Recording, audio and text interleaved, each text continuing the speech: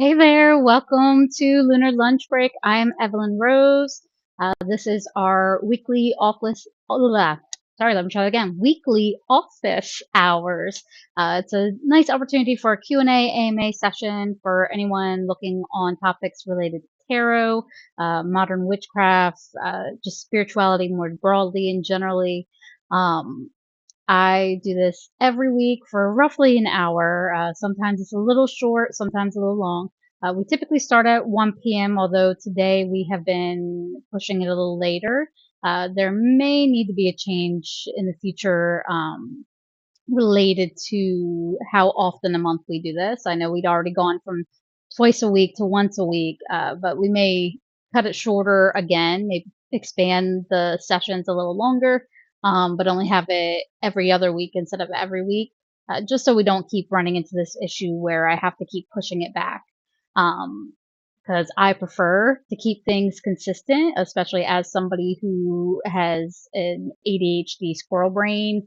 We tend to really need routines that we can stick to and consistency. So the more often that this happens, of every other week of me having to either cancel, postpone, or just kind of push back the start time for these live streams, it kind of takes away my ability to stay consistent with it. So we're definitely going to look into turning this into an every other week instead of every week situation. But I will definitely make sure to give heads up to everybody if that should change. And of course, the best places to find out if when the live stream schedules are and things like that is through the YouTube channel.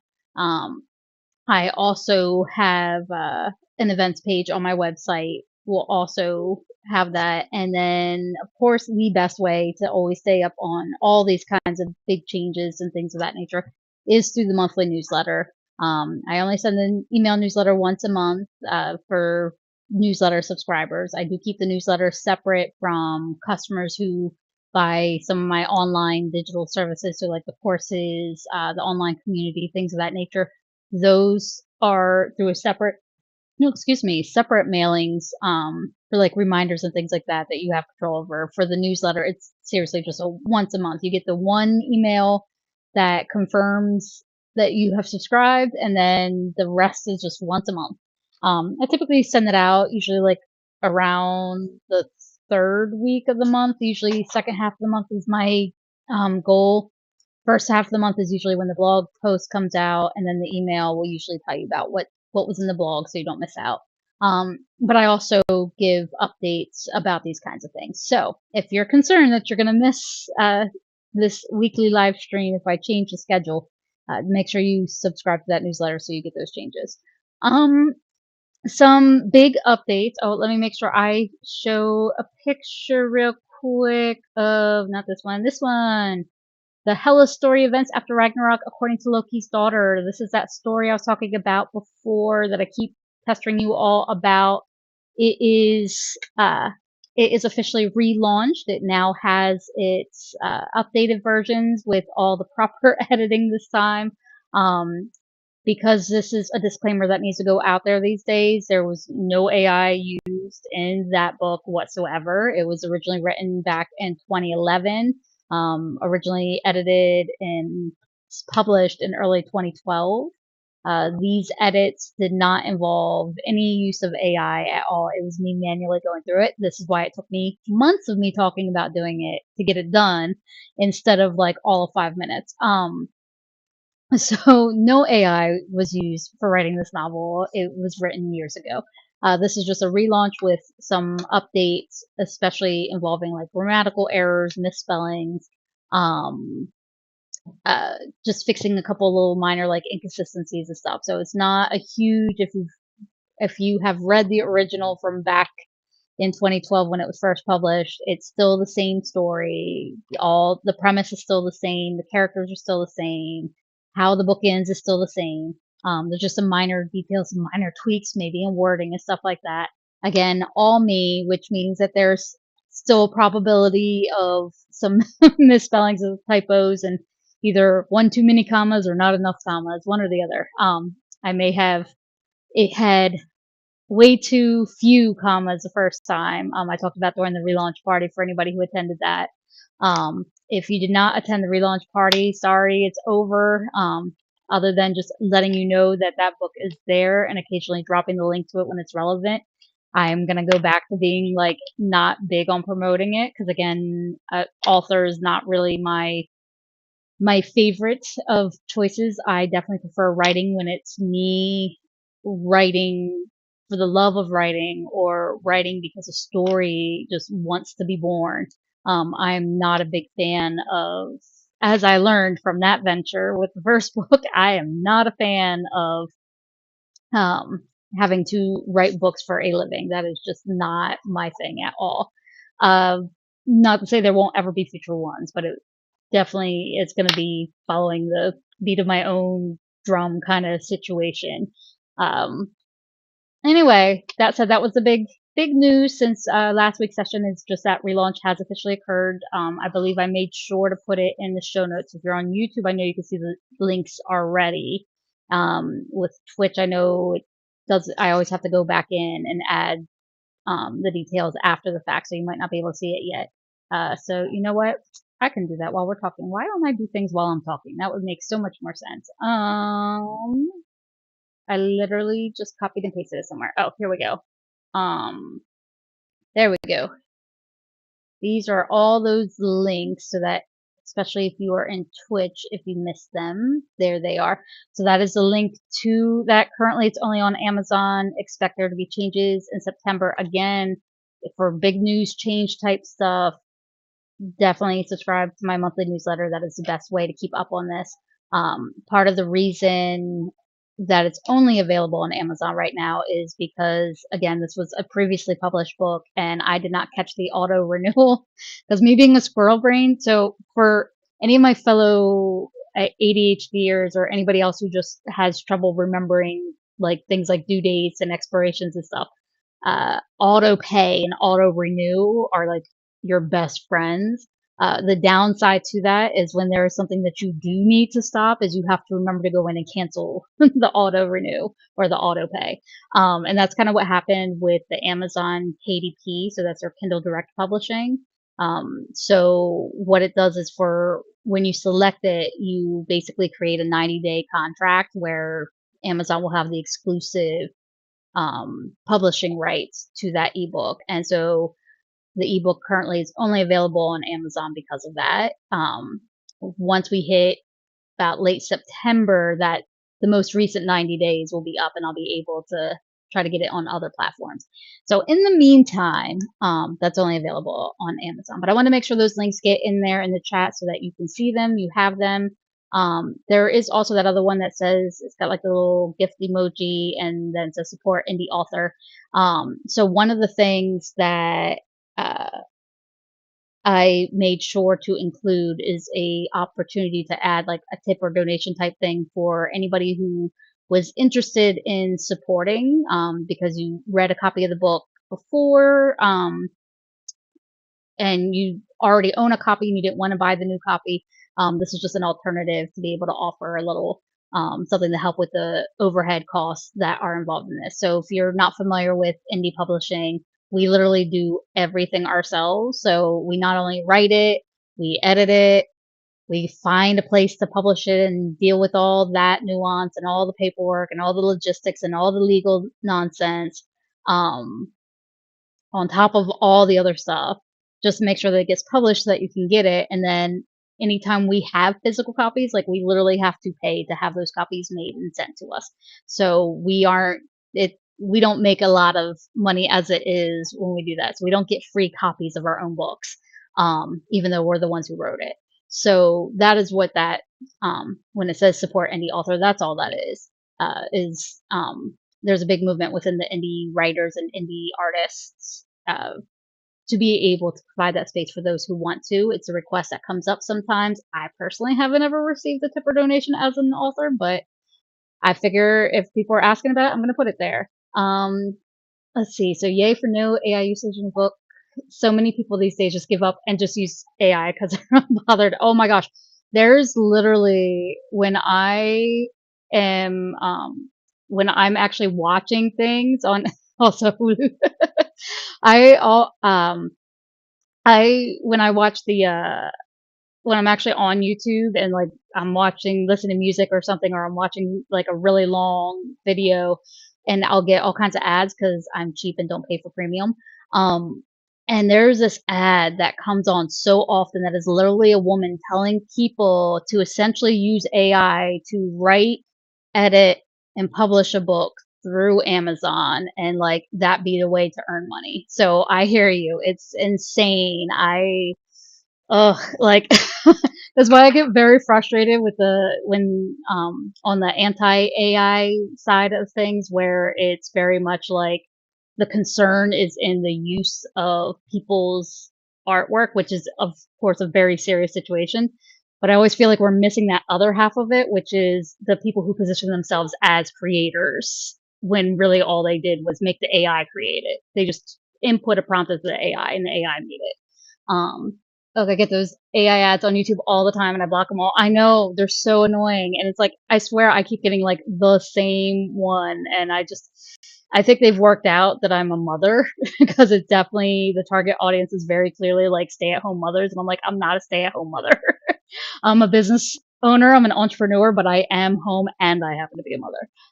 But I think that's why YouTube has worked that out about me. And that's why I get that ad.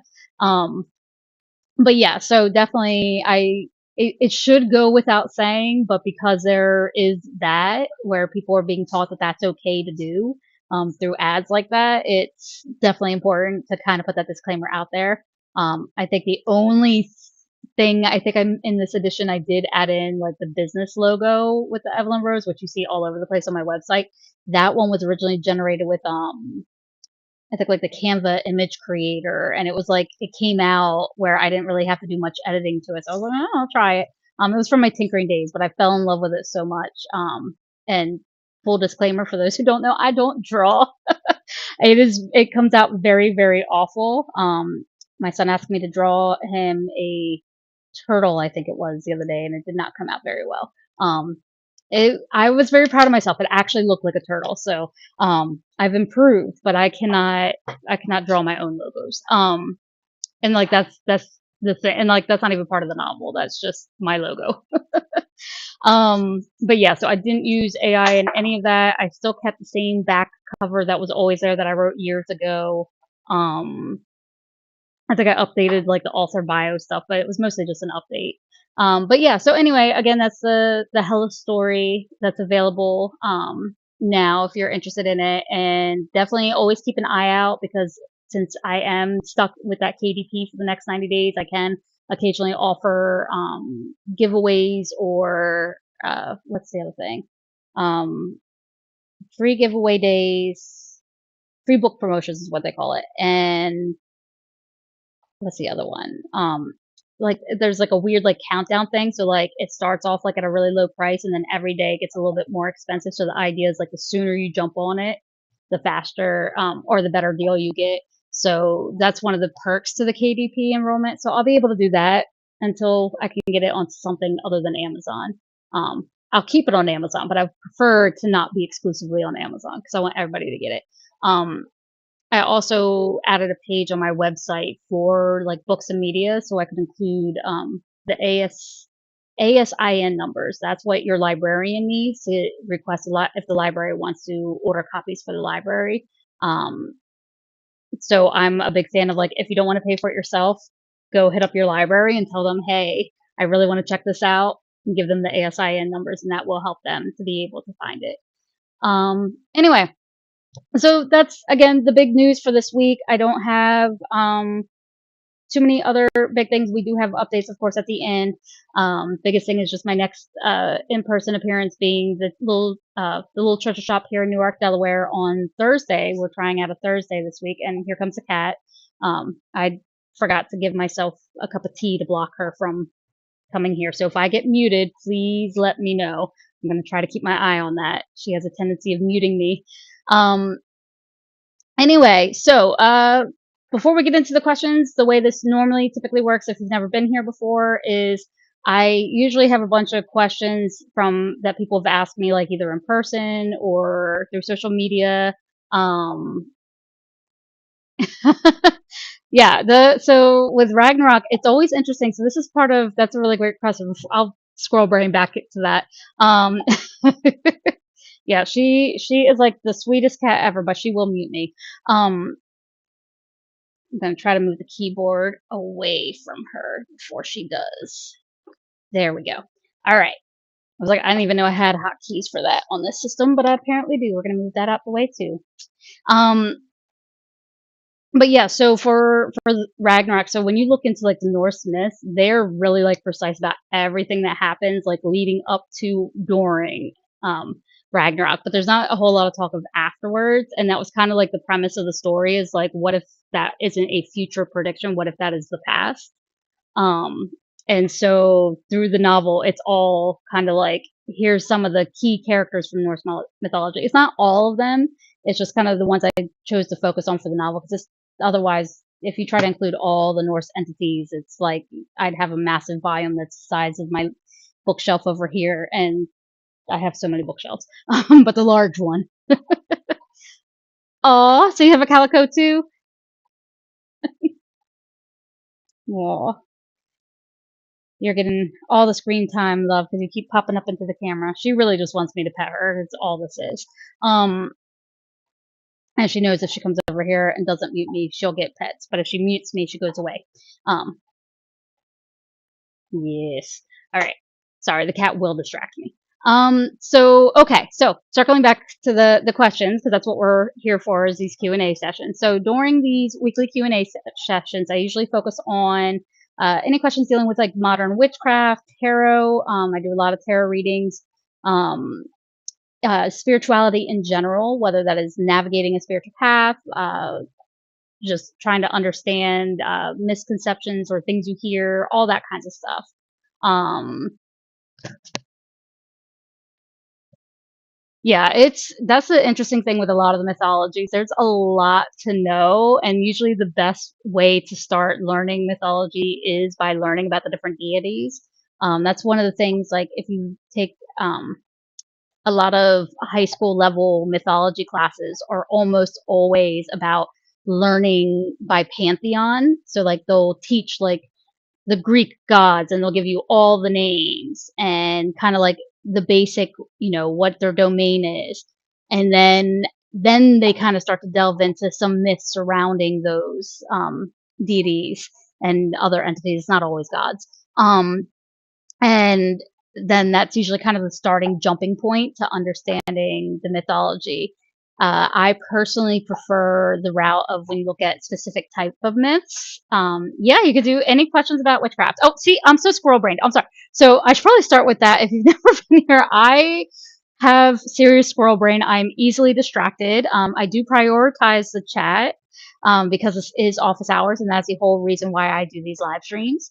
Um, my questions that I have a running list of are mainly I call them like my backup questions so that if there aren't any questions in the chat, they'll be what I answer. But once I have questions, I prioritize those. And any questions that I can't get to toward the end when it comes time to start wrapping up, then I add them to the running list for the next time. And then those questions get prioritized for the next time. Um, but the running list of questions I have, they're usually like if you reach out to me, social media, email, whatever. I'm always happy to add questions to this. I typically keep them anonymous unless you tell me otherwise if you want to shout out by name. If they're questions that were asked ahead of time, mainly because I know not everybody, like some of us are the lurker types that don't want to be known. I'm one of those whenever I step into a new community space, whether that's online or even in person, a lot of times I will be way quieter and just kind of like sit and observe and see what's going on. And then I kind of once from there I start to open up, but some of us stay perpetually lurkers in some places. So that's just one way if for whatever reason you don't want to ask a particular question out loud that's in the chat. I call it out loud, but live on the chat, I guess I should say. But otherwise, again, I always prioritize the chat. So if you have any questions, again, dealing with modern witchcraft, tarot, it could be esoterics, occult. If I don't know answers, I will be honest and open with you about that and point you toward places. For those who don't know me, I tend to be more I position myself kind of as an empowerment guide, kind of more think like life coach, spiritual coach, but more along the lines of like a chaplain as opposed to like a mental health provider, specifically in terms of like therapy and things like that. So my approach is more like what you would get from a religious chaplain. Uh, so, and that said, I do have quite a few questions related going back to those recent DoD changes. So I might go back to that. Well, they don't even call it DoD anymore. They call it Department of War now, which is such nonsense. We changed it for a reason, and now they're trying to change it back. Like most of the names that they try to change back. Anyway, I digress. So, again, if at any point in time you have questions, please go ahead, drop them in the chat. If I'm in the middle of answering another question, as soon as I wrap that one up, I will answer the question that's in the chat. I am going to go ahead and dive in because I know we've been chatting for quite a bit. Because I am a chatterbox and highly distractible. So before the cat does anything to distract me further, I'm going to go ahead and get in. Again, while you're thinking about your question or typing your question, again, I will answer it as soon as I wrap up with this question here. So this was a question that I actually had for myself, so I was really glad that somebody else asked me. Oh, okay. I will come to that. Let me answer this one real quick since I started on it, and then I'm going to answer that. So do the recent changes to the list of religions recognized by military affect only active duty, or will this change affect veterans too? And one of the things that bothered me about everything about it was, as a former service member who dealt with being of a minority faith and all the nonsense that went on then, and the fighting we had to do to have our religious rights applied as military members, and then as a veteran receiving care through the VA, this was a big concern for me. Was I know so much of, as a service member and a veteran, I know full well that a lot of the changes that are made in the Department of Defense also affects the VA, because the VA tends to fall under the Department of Defense in terms of policies and things of that nature. So even though veterans don't have all the same rules and regulations applied to us as service members, whether that's active duty, reserves, National Guard, the whole thing, we do also fall under those kinds of changes when it comes to things like the religious identifications. So when they oversimplified that and dropped off, a couple hundred different specific religious affiliations, they did affect veterans as well. So that chaplain handbook for the military is also used by our VA chaplains. I myself am looking into getting a degree for the chaplaincy. And one of the places I would want to ideally provide that chaplain work is within my local VA hospital. Because I know that we have, I think, like 2 or 3 chaplains at our VA, and all of them are Protestant specifically. So now, oh, here comes the cat doing things to the keyboard. Okay, I don't think she messed it up. All right, there we go. She just typed things. Don't do that. Okay. But so I did go. Anyway, yeah. So they're all specifically Protestant. So not just all Christian denominations, but specifically that denomination. So there's not a lot of variety there. So as I began exploring this idea of, like, what, I would really love to be able to offer my services as a chaplain within my VA hospital. This, of course, is happening right when Hegseth makes this change. And so I went to the chaplains there because I talked with one of the chaplains there about, hey, how do I do this? And so I brought this question to him and asked, like, hey, does this affect here too? And he said, yeah, definitely. Like, he's still going to offer services regardless of what your religious faith is. He's still going to offer services based on what he knows, and what you share with him. And I suspect a lot of chaplains are going to do that anyway, because none of the chaplains that I know of agreed with this change, and it's definitely going to get fought, and I'm assuming legally won. But the thing that he pointed out that was like, wow, that really messes up my plans, is that in order for me to become a chaplain for whether it's the VA or anything within federal service, within the military, so anywhere within federal service, even if it's not under the DoD, that designation, like, I have to get my recommendations from a religious institution, a member of a recognized member of a religious institution. Ooh, I know my words. I'm getting there. And because of that list, that means everything falls off. So for my affiliations, it's like the liberal Catholic Church isn't on there, Wicca's not on there, broadly pagan isn't on there, um, witchcraft generally isn't on there. And I'm also affiliated with my local UU church, and Unitarian Universalists got chopped and blocked. So because of that change, I literally could not even apply to be a chaplain for the federal government right now because of that change with the military. So, so I'm really glad that I was not the only one with that question of like, how's this about to affect me as a veteran? I am not the only one who asked that. So if you are curious why this is such a big deal, it's not just affecting active duty. It's not just affecting paperwork. It is going to affect the ability of who can serve who and how can they serve.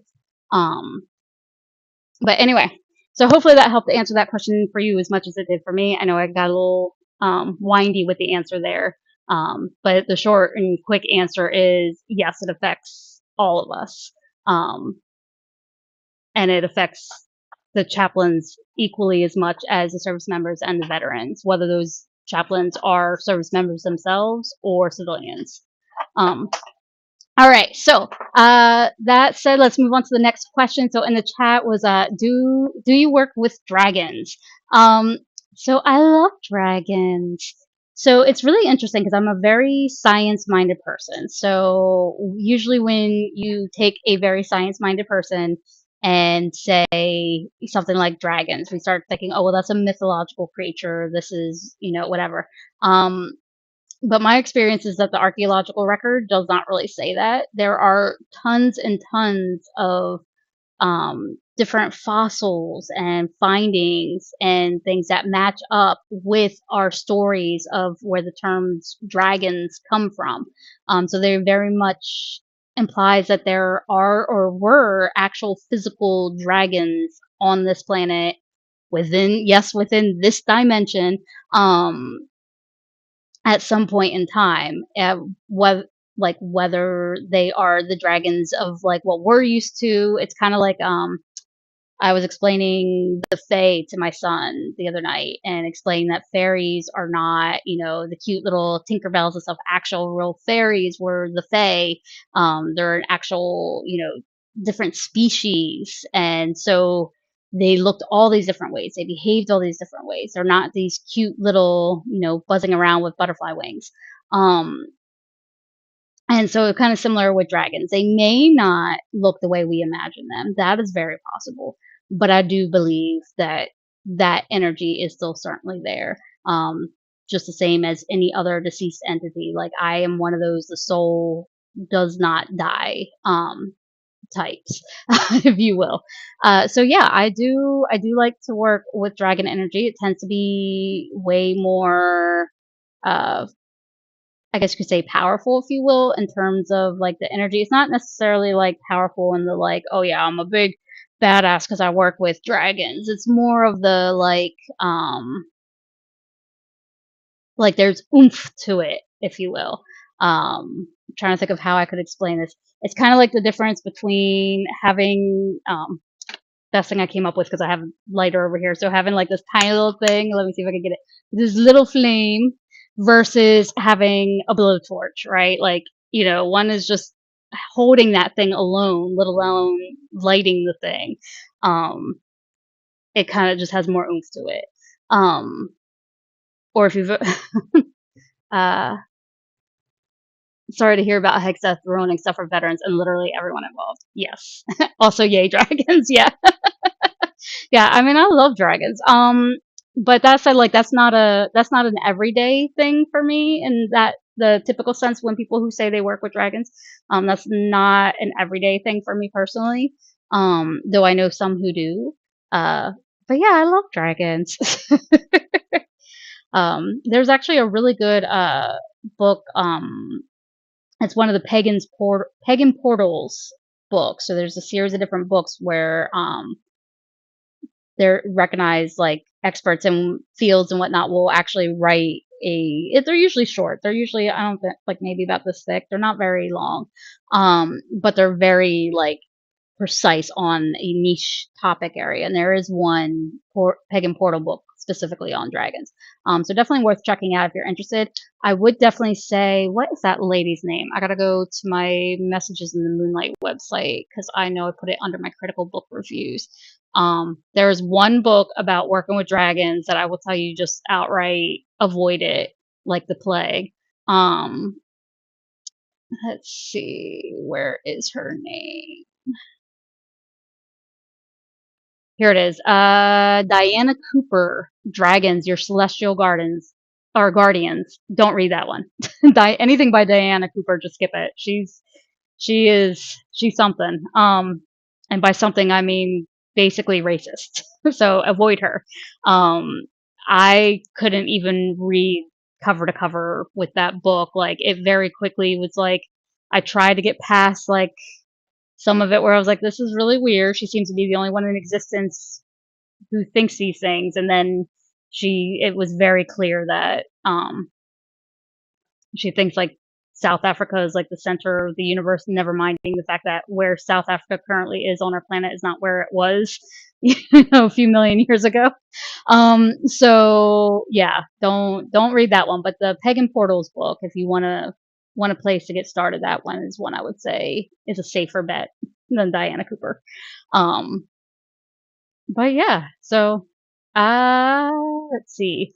Um, let's see what other questions. So I did want to go. So we did the one about the military affecting veterans too.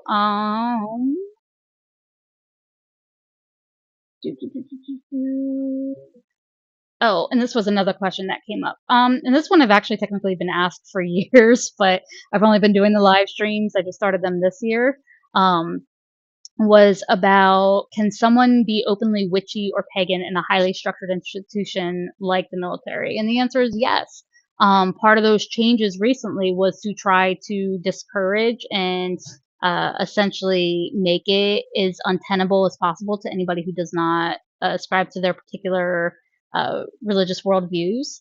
Um, but in terms of having like the military and other structured hierarchical organizations, you can still be witchy or pagan. What that looks like will vary. Um, Me personally, I have never been one to like be a big flaunter. That said, I have worked in cubicles where I would have um, like apart quotes from the Charge of the Goddess, or very obviously pagan lunar themes, like decorating. So like if somebody knew and understood it, they'd see it. And to me, that's no different than if somebody has like a part of the Lord's Prayer like hanging up in their cubicle. So you can do that kind of stuff. I didn't know Diana could be racist, me not really knowing who she is, though I've heard her name being spoken. Yeah. And usually when it's being spoken, it's because she's racist.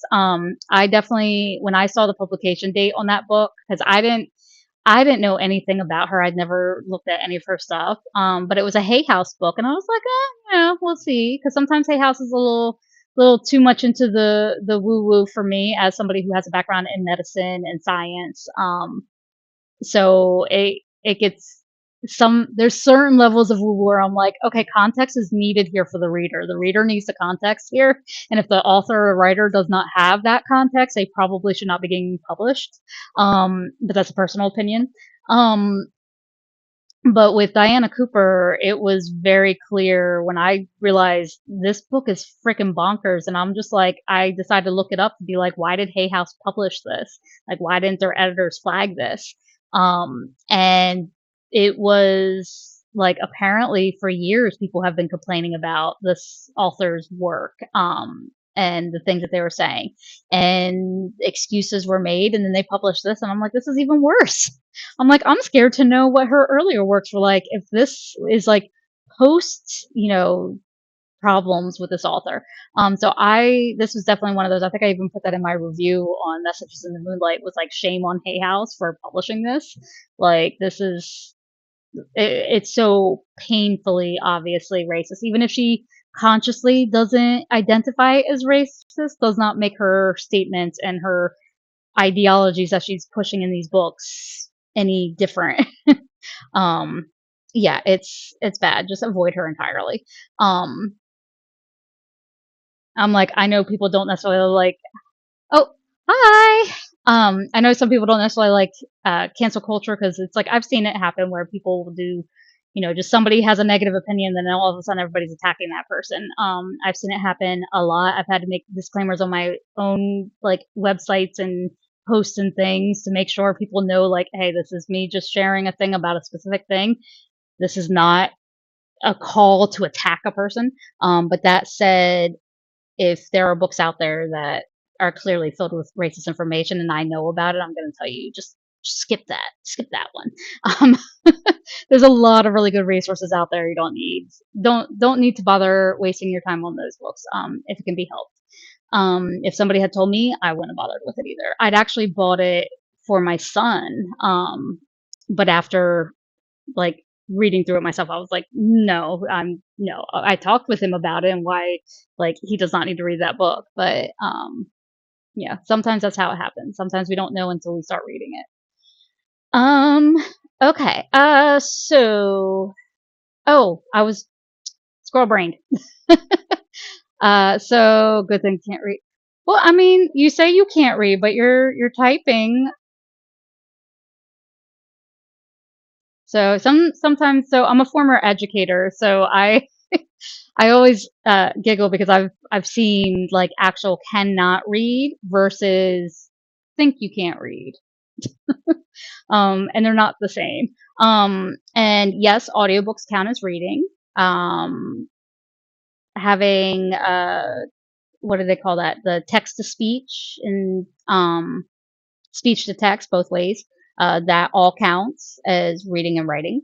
Um, and I will maintain that, because at the end of the day, what is reading other than using language to share ideas? Um, and what doing now? Oh, so this is my office hours Q&A sessions. So every Monday we spend about an hour going over different questions related to like witchcraft, tarot, esoterics and occult things, spirituality more broadly, generally.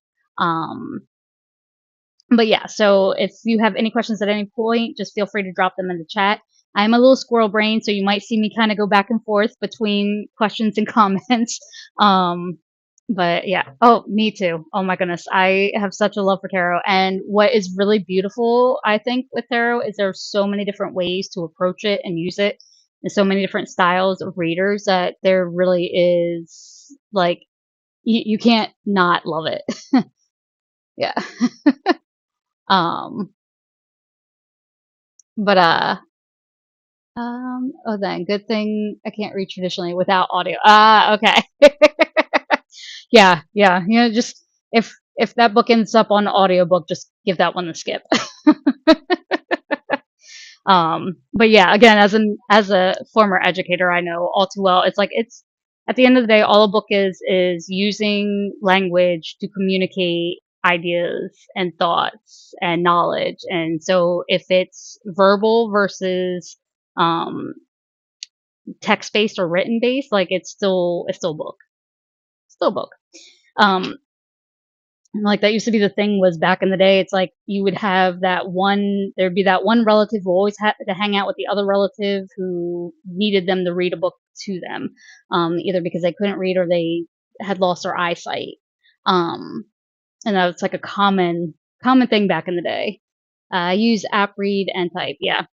Yeah, so those, I am so happy that those tools exist, because I know for me growing up, I love writing, I love reading, but I never knew how widespread of an issue that was for those who did not have that love, or who did not have that love because they were having trouble accessing that information. I'm actually learning about tarot right now. Oh, awesome. Yes, the stream can be very distracting. Yeah. Yeah, well, I mean, reading, it takes a while to read. And it could get really, really tricky. I know, um, I talk about loving reading, but I'll be honest, one of my biggest hangups in trying to learn other languages is like struggling with the reading and the writing in that language. Especially, so uh, for those who don't already know, like I have, Eastern Slavic heritage, and particularly within the Ukrainian family, um, we've lost so much of our knowledge because our names got changed to the Romanized letters and alphabets from the Cyrillic, and we don't know the original Cyrillic, which makes it hard tracking down the records from prior to the 1940s. And or 1950s, I think. Yeah, 1950s. So it makes it really hard because we don't know the Cyrillic, and it makes it really, really hard. Only read in Vietnam. Yeah, yeah. So it makes it really hard when you know, even if you can and are good at reading in one language, trying to read in another language can be so difficult. And I know that's one of my current struggles I'm working on. I'm surprisingly doing better about learning to do the reading in the Ukrainian than I am the writing. So it's one of those, like, I would love to, I'm on Blue Sky all the time, so that's very much typing and reading, and I would love to be able to practice Ukrainian through there, but I can't really do that. How much woo woo is too much woo for you? So it's really funny because if I just talk openly about things, most times people will sit there and be like, wow, this woman's crazy. Um, so I think it's subjective to say exactly where I am on that. That said, I have often referred to myself as like a skeptical psychic. I am very science minded. So, like, for me, I will call out things that scientifically speaking are just not it. So I think, and I've done it in these live streams before. So if you go back to past live streams, I do talk about, I don't remember what question it was that I had talked about it with, but there is those little sugar pills that you get. They're usually in grocery stores or health food stores, and it's like these big racks, and you pay like between like $30 and $90 for like this little tube of like tiny little pellet things, and they're literally just sugar. Um, and they claim to be homeopathy, and homeopathy is basically kind of think like back in the day before we had the chickenpox vaccines. And I remember prior to the chickenpox vaccines, one of us kids got the chickenpox. We all tried to like hang out with each other so we could all get the chickenpox and be done with it. At the time, we did not realize that also meant we would have shingles later on in life. So now we have to also have shingles vaccines.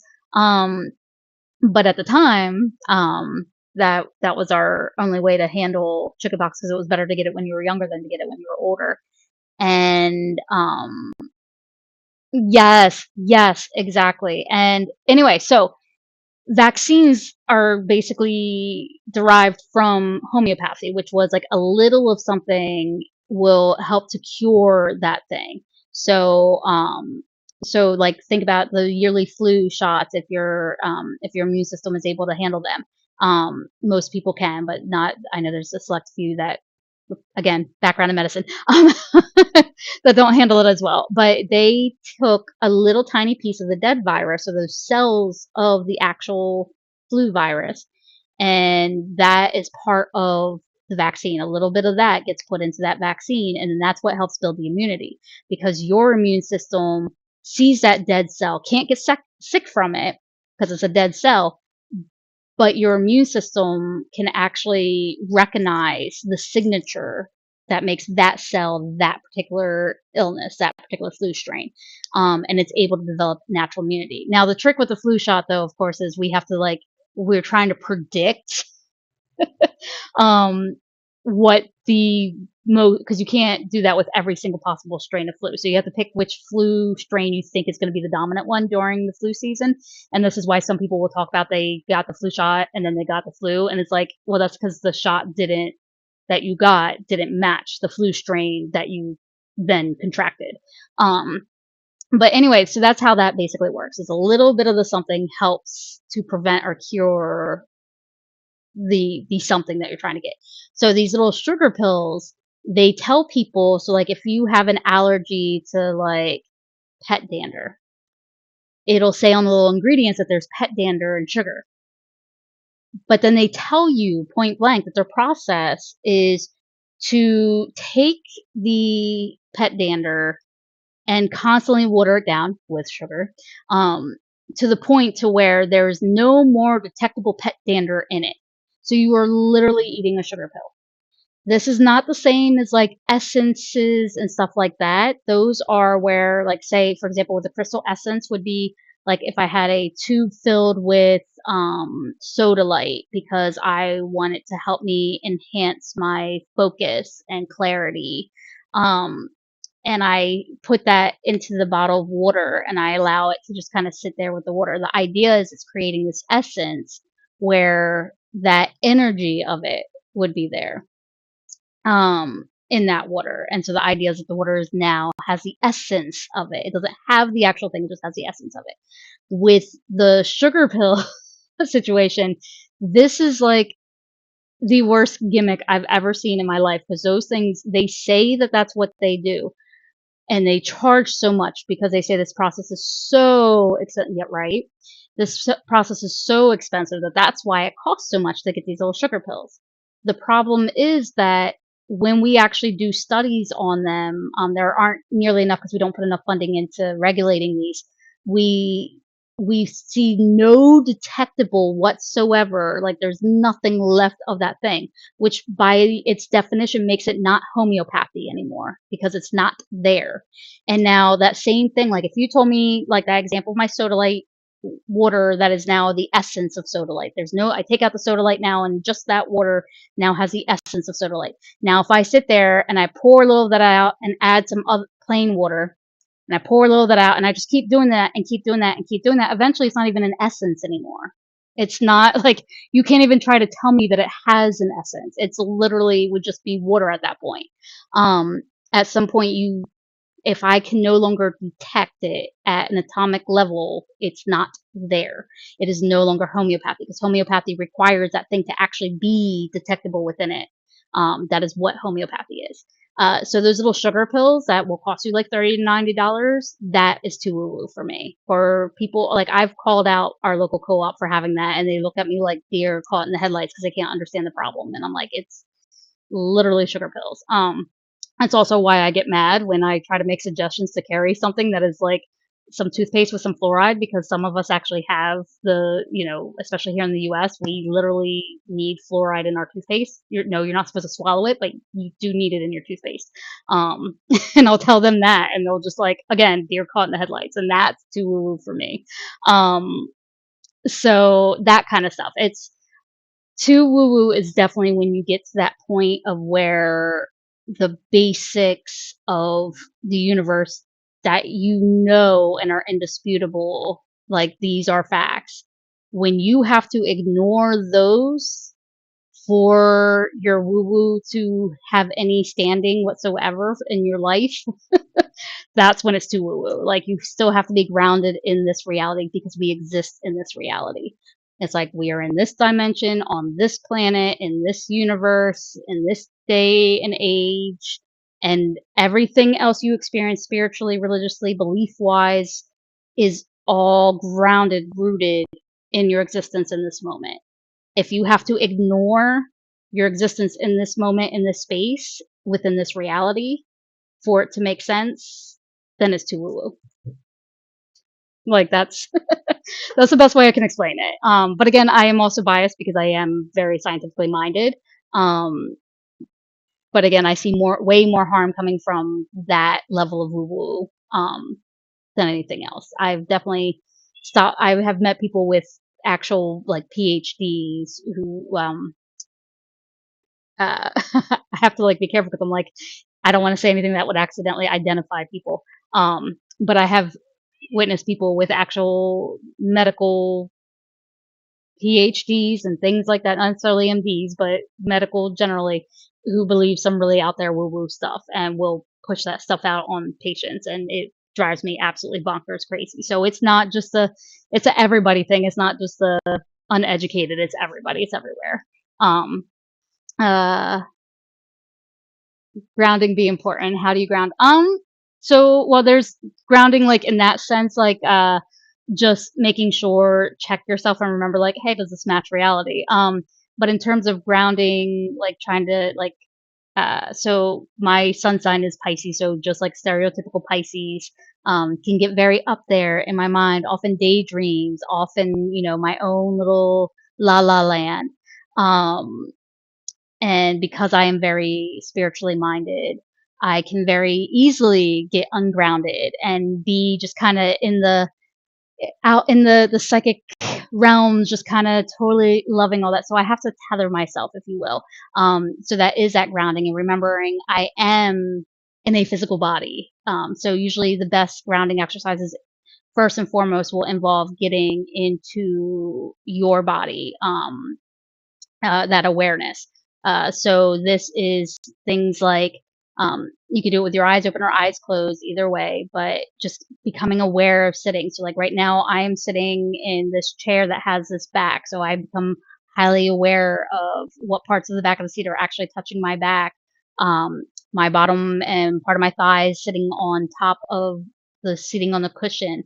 I have I'm short, so I have like all kinds of little things. I have this one little like stepper thing that I put under here. So like when I need to be moving, but I'm like, I need to finish this task. So I sit here and I'm like, I have to like step it. I have it, it's set, the setting's so high. So it's like really have to push hard. Little stepper thing. But then I also off to the side have a different, just like a footrest. And so I have like one foot on one and one foot on the other. So just becoming acutely aware of the differences in the textures that my feet are feeling. So it's really about getting into your body and into your senses. The kitty cat is trying her best to ground your attention to her. Yes. Yeah, she really is. Oh, you can't get enough love, huh? The dog is worse. But she's bigger, so she's not gonna fit up here. That's part of why the cat knows when I'm sitting here and I don't have a drink in front of me. Um, she will she will immediately be like, "Ooh, the human, I can get all of her attention now without the dog bothering me." The dog is very intrusive and wants to sniff all her parts. And she's like, "I'm not a dog, back away." They've been, let's see, so we've had our cat for, what is this, 2026, so going on 5 years. And then our dog, we just got 3 years ago. Um, and they're about a year apart in age. So they're almost the same age. It's like close to a year difference. Oh, I'll give them extra pets and loves. The dog is a snuggler, so she's a pity mix. And when I say she's a snuggler, like I had to go out of town one time, and my usual family member who helps out, my younger brother who usually helps out with her when I'm out of town, he was going out of town with us, so I had to find a sitter, and I went through all the trouble to find somebody who could handle, uh, you know, handle pits, handle um, some special needs and needing to be careful with some socialization that was needed at the time. Um, and I told him again and again and again, I'm like, this dog is a snuggler and a hugger, and yeah. And he was like, oh yeah, he's like, all pets are like that. Yeah, I'm so used to that. And then it's like when I came and picked her up, he was like, oh my god, he was like wide eyed. He's like, she is a snuggler. I'm like, I know. Oh, but yeah, I love the animals. So they help keep me sane, especially in these times and the craziness. Because they remind me that life still goes on despite all the things. We can keep working, keep fighting, but we don't necessarily have to make that be 24/7. We can rest in between. That's why we always say rest is resistance. It's also resilience. It's part of being resilient is learning to rest when you can. And the cat and the dog remind me to do just that. This is another way to, speaking of grounding, um, this is another way if you have pets at home, a little harder with fish and anything else that has to stay contained, in a container that you can't jump in on. But just being able to love on the animal, feeling the fur. In this case, I have fur, but you might have like a snake or something in its scales. Um, but being able to really pay attention to the sounds and the movements. Again, getting into your senses is always the best way to ground. And then astrology and numerology, a beast to learn. Just starting with spiritual journey this year. Oh, okay, awesome. I didn't expect those to be connected to spirituality. Yeah, yeah, they really are. And it's really interesting. So as you're studying astrology in particular, one of the best ways, especially when you're thinking about it in terms of spirituality, is to remember that astrology is your map. It's like map making, right? So uh, if you think about early seafarers and navigators, the way that we could tell time, the way that we could uh, find our, directions north, south, or whatever under the night sky, navigating the oceans, it all involved clearly observing the stars and the movement of the where in the sky they were, the stars and the planets and all those things. This is part of astrology, is literally from observing that over millennia. Um, we forget that uh, even though our history books only go back, you know, roughly 10,000 years, like basically toward not even 10,000 years, like closer to 8,000 years. The end of the last ice age is where most of our history books kind of pick up and kind of start history from there. But hominids, and including Homo sapiens, were around hundreds of thousands of years ago. Um, and so you think about that, and you have hominids who were clearly finding ways to communicate, who are already developing signs. Like my favorite ones are the Homo nealdi. We have very little evidence of them, but they had found a few years back a cave that was clearly one of theirs, and they showed very obvious funerary like rituals implying spirituality and religion, or religious beliefs at least, at that far back in time, which completely reshapes our understanding of the like these things. Like if you ever play the game Civilization, and like there's all the like different things, it's like religion doesn't even get founded until, like whatever BC. And it's like, no, it's not at all. This is something that was naturally developing. So you think all that time for these hominids existing, and they do cross communicate, just like all of us Homo sapiens today. uh, I don't know if there's anybody alive today who doesn't have at least some tiny bit of Neanderthal DNA in them. So there's definitely cultural and other, obviously, crossovers between the hominids. Homo sapiens are just the last one standing as far as we know. Lots of unexplained things in the world. This is where woo woo does meet the science, because the science can't explain it, but there's some possibilities out there, and that's where the more spiritually minded thoughts kind of come in to theorize. I personally look to mythology, and there's so much of like going underground, going under the sea, going up to the sky, which all suggests possible alternate dimensions. But that's me going out there. Again, I will sound like I'm extremely woo-woo if you let me. Uh, but I'm also conscious of it's already hitting like nearing the hour mark. So I don't want to like go too deep into that right this second. But yeah, so with astrology, keeping that in mind, that it is, the stars are something that we have been observing and watching, and comparing what we see in the stars with what we're seeing in waking life. And we've been doing that over hundreds of thousands of years. So astrology really was a science. It was approached scientifically. It involved observations involving the sky and the placements of the planets and the motions and all these things, and looking around. Now, there's many different types of astrology. There's different schools of astrology. More modern astrology starts to include outer planets, asteroids, and stuff like that, that not all of which were known in ancient times, but they're based on taking what we know now and kind of like backtracking and looking at what history we know, figure that out. The woo woo history, right?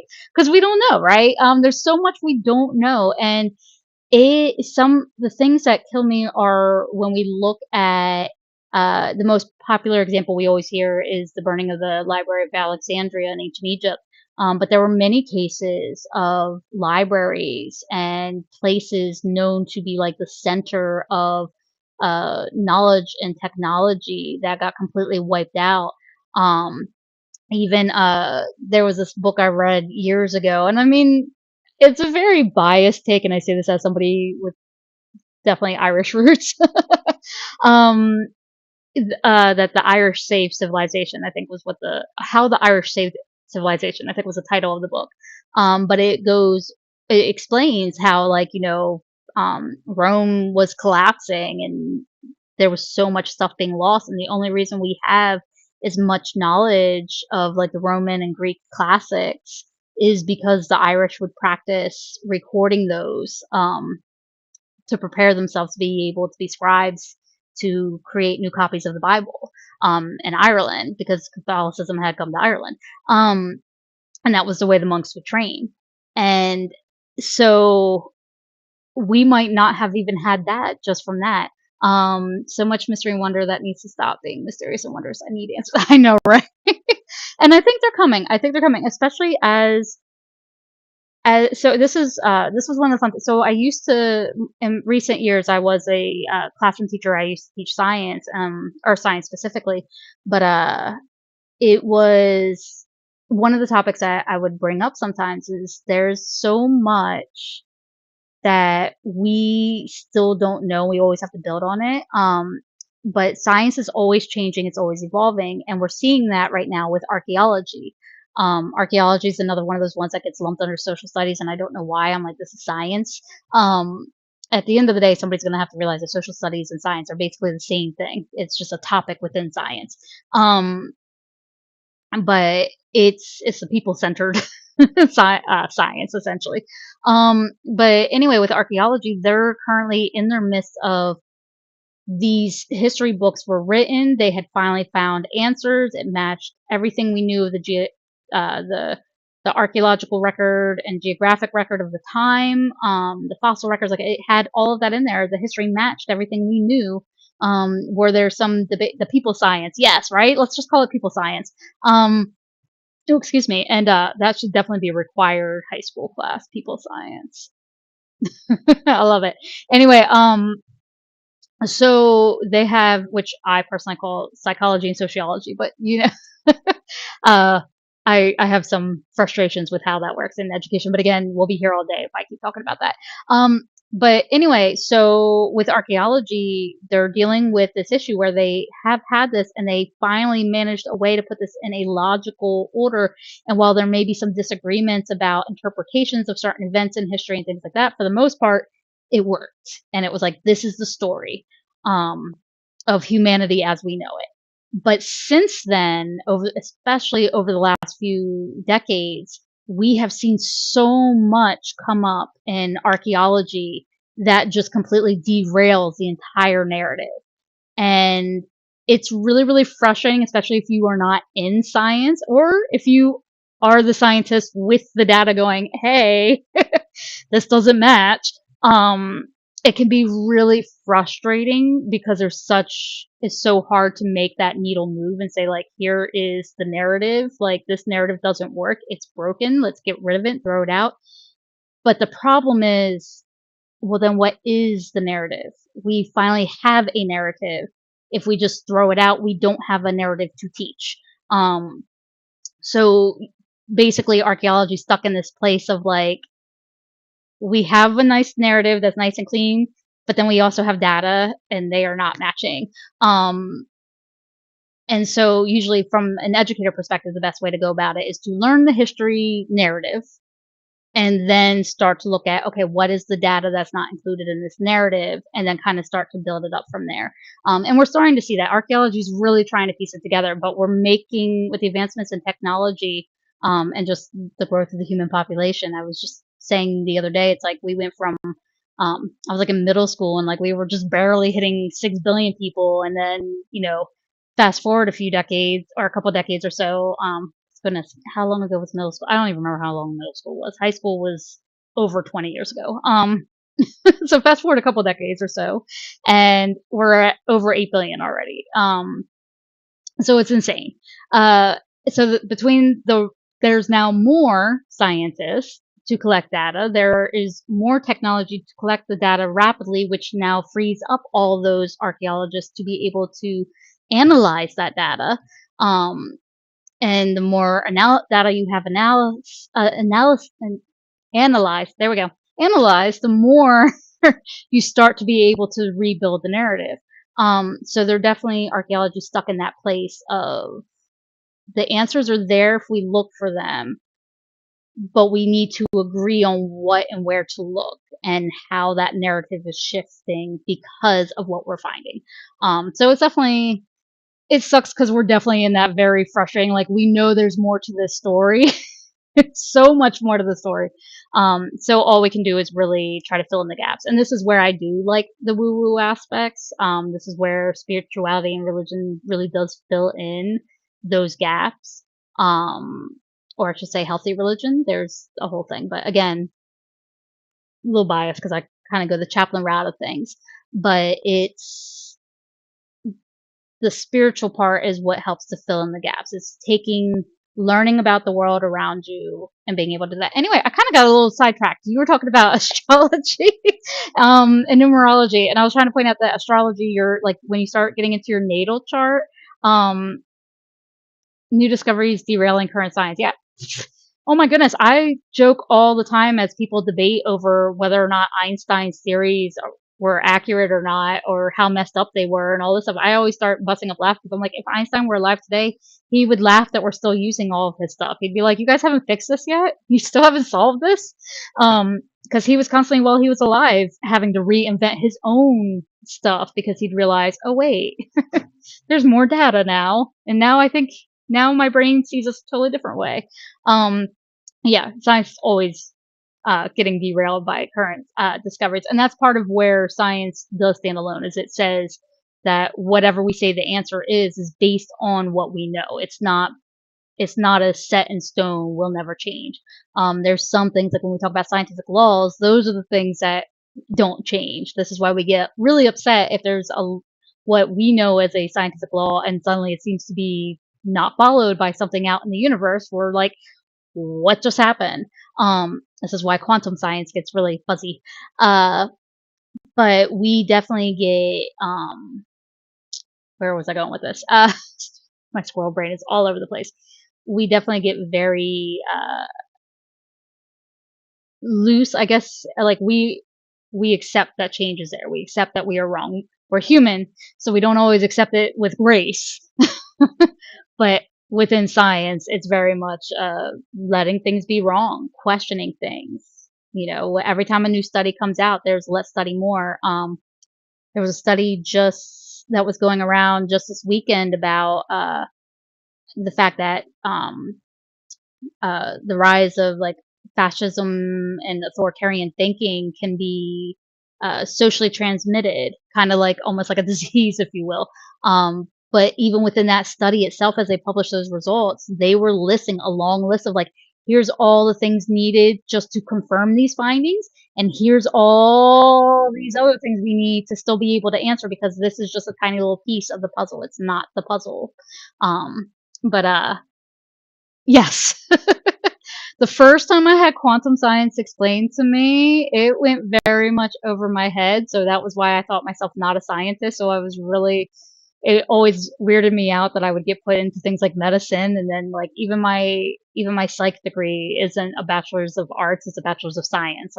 So I don't talk about like the, um, you know, let's talk about your feelings. It's more like, let's talk about the neurochemicals that are and hormones rushing through your body that make you feel these things, that make you think these things, that then make you feel these other things and do those other things that then make you feel all these other things and then more thoughts.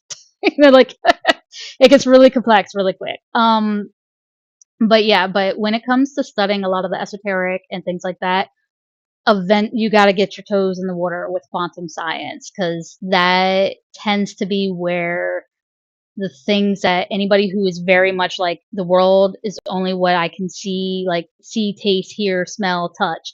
Like anything else doesn't exist. It's like science has literally told us that's not true. It literally tells us there's so much more. We have way more senses than just those five. Those are just the quantifiable ones. Um, Oh yes. Oh yes. Anybody who is a true like devout studier practitioner, we know our science. We study our science. Some of us focus on different areas more than others. But yes, we learn our science. This is why I talk about my woo-woo being grounded. It's like grounded in this reality. The science studies this reality. Um, if you to be able to change anything within this reality, which is what witchcraft aims to do, you have to be able to know and understand this reality. That doesn't mean that you have to be an expert in quantum science. You don't have to have like 5 degrees. You don't even have to be like consider yourself a scientist. Although I make that argument because if you're questioning and exploring the world, you by definition are a scientist. People forget that, but again, bias, former science teacher. But no, so definitely getting your toes in, even if it's, like an elementary school level, like picture book that is like your level of understanding of it. Sometimes that's all that's needed. It's just that being willing to observe the world and trying to understand the world around you. That is what helps out the witchcraft and vice versa. Um, that's why I say witchcraft is a thinking path. Whether you see it as a religion or not, it is a thinking path. It requires the ability to think. It doesn't have to be reading as we have, like reading textbooks, as we have pointed out. There are many audiobooks helping to cover some of the old esoteric tomes. Um, Oh my goodness. Anyway, I digress. So anyway, back to your astrology that you said you were learning. It is like a map. So remember, as you're learning and you're trying to navigate these spiritual topics, that especially with astrology, think of it like a map. It's not fate set in stone, and this is what reality will always be for you. It is a map that you learn to navigate, and this is why things like whether it's astrology, numerology, different forms of divination, like with tarot, pendulums, all those things. They are meant to be tools that help us to navigate life and navigate where we put our attention and our focus and our energy. Um, it's out there. I'm sure they're giving cute little names and things, but I'm sure like go look up some like children's book written by scientists and you will find it. I'm sure it's out there. And when you do, you definitely have to let me know because I would definitely love to have them so I can point and be like, and on this page, I might have to do like a storyteller session or something. It would be so much fun. Um, but yeah, anyway, so I'm definitely glad to hear that you are diving into it, and I definitely appreciate. I know we've definitely blown past our hour, so I'm definitely going to be going into the updates and announcements real quick. But I do want to say like it's really awesome that you're getting in there and you're starting to navigate and explore it because I always love the beginning of a spiritual journey. It never ends, by the way. Just be prepared for that. It is a lifelong thing. There's ups, downs, and in betweens and all arounds. But when it's first new and you're first setting out, it's really a lot of fun because you get to kind of follow your own bliss, if you will, to figure out where you want to go with it, where you want to start. Um, but astrology and numerology are really good starting points. All right. Anyway, so let's go ahead and get into the outro. For anybody who hasn't been here before, this means my face is gonna go away and we're gonna look at screens, but you'll still hear my voice. Thanks for taking this hour with us. Yeah, this is a lifetime thing. Oh yeah. Yeah, and I try to do this every week. I was saying at the beginning though, because I have appointments on Monday mornings that go every other week, and depending on a few different factors, sometimes I have to push back or postpone the session. So I might be switching these to every other Monday instead of every Monday. Um, I'll know I'm gonna give it another couple weeks and see if it happens again. If it does, then we'll definitely look at adjusting the schedule. But that said, I'm gonna go ahead and get into our outro. Let me make sure I flip over and I'm not muted. Okay. All right. So again, my next upcoming tarot appearance is going to be at the Little Treasure Shop. Here on Thursday, we're trying out some weekdays to see how they go. So it'll be 11:30 to 5 p.m. I usually try to be there at 11, but we've learned that the shop doors don't always get open for me to get in there to start setting up until 11. So I to be safe, I'll just say 11:30 to 5 because by 11:30 I'm usually all set up and ready. Um, this again is in person, and just keep an eye out on. So if you're local to the Newark, Delaware area, definitely come out, check us out. Whether it's to get a reading or just come say hi, definitely check out the shop. It's lots of artists, creators. I love that little shop. It is a gem in this area. The other thing, of course, is, and I'll pop the little picture back up there of the cover, the Hela story events after Ragnarok, according to Loki's daughter, is finally relaunched and ready for you.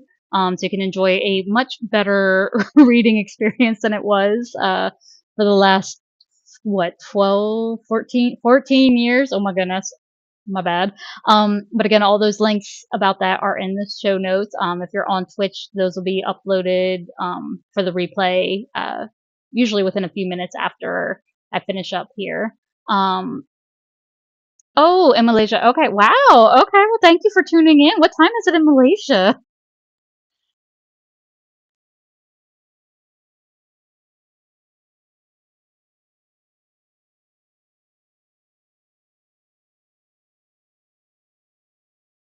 Almost 3 a.m. Oh my goodness. I'm sadly a night owl too, and I really need to cut that out because my son's, when he starts up school in the fall, or actually, oh my goodness, about a month away now, he'll be, I have to drive him to school because the bus doesn't come out this far. So I have to drive him, and I've got to get him to that school like early in the morning. So I have got to stop being a night owl. But oh my goodness. Well, thank you so much for spending your night owl hours with us. Um, some other updates, these are not specifically to local, is some still doing behind the scenes work. So obviously more event appearances. I'm trying to, we'll see if there are. Of course, the website has those. But also the Empower Readings course. So if you've already taken my Tarot 101, or if you were already past Tarot 101, this is the course you're waiting for, where I kind of go over my approach to doing tarot readings for others. This is still in the works. I'm not going to lie. I just put a lot of time and energy behind the novel relaunch, so I'm further behind schedule on the Power Readings course than I wanted to be. But definitely stay on the lookout for more updates on that as I begin to prioritize that over anything else. Let's see. So those are the big updates for this week. Reminders, as always, same as before. Make sure to subscribe to the monthly newsletter. This is, I call it the Starlight Circle after this tarot star card.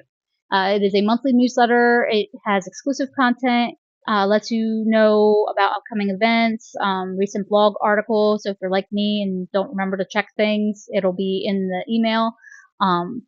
Definitely the best place to get any updates. That said, you can also enroll in that Tarot 101 with Evelyn Rose. I designed it for seekers and skeptics alike. And I did keep it free because personally, I don't think any of this information at this point is like behind any paywalls. Like it's all out there. It's just nicely put together, and with my both my science background, but also my the approach as a teacher to kind of help you get started. So it is a basic 101. It can be great for a refresher or just to get an idea of my personal approach. Um, but it's also really great for those who are trying to figure out if learning the tarot is something that's for them or not. When you enroll in that course, it also automatically yes, I blend science with everything. I nerd out so much.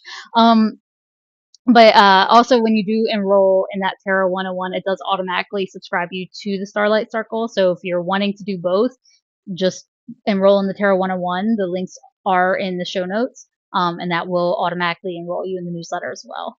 And then, of course, you can find me on social media. I am primarily active on Blue Sky and YouTube.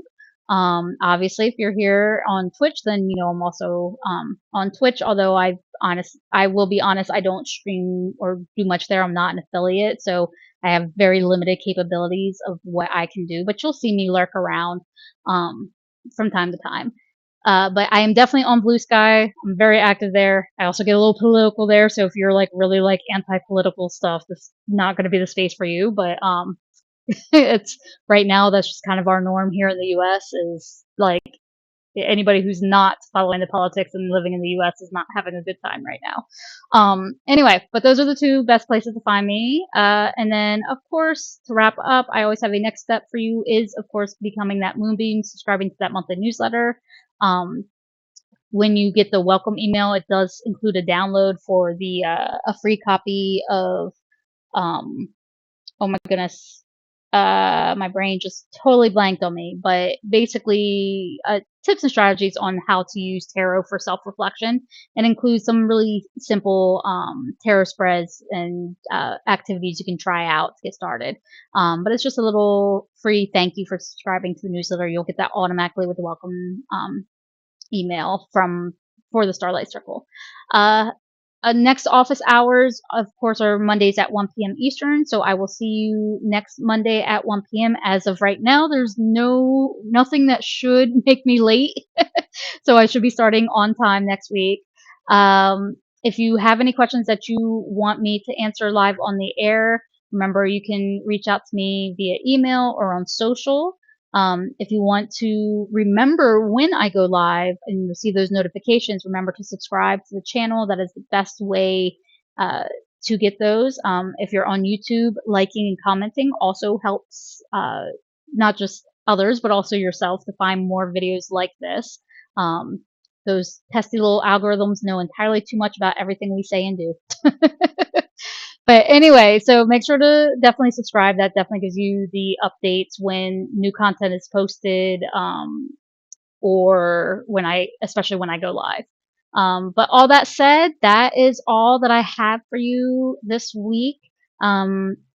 Going to be super busy this week, making all kinds of new things to tell you about next week. So thank you again so much for being here. Thank you for all of your questions and being willing to share this time with me. I am looking forward to seeing you next week. And in the meantime, keep radiating hope into the world.